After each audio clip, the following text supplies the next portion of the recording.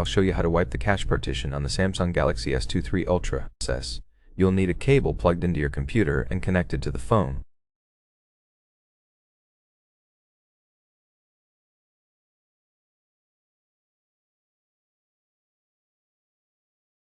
Swipe down, select the power button, and tap Restart.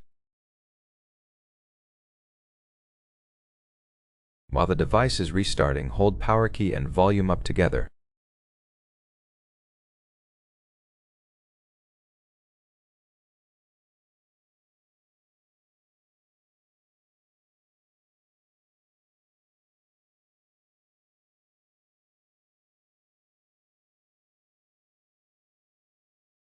Wait for the Samsung and Galaxy logos to appear, then release both keys.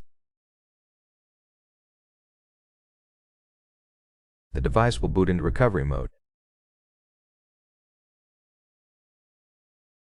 Use volume keys to navigate down and select Wipe Cache Partition.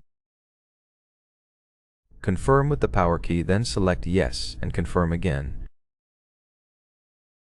Once cache wipe is complete, Reboot System Now will be selected by default. Press the power key to confirm and reboot back to Android.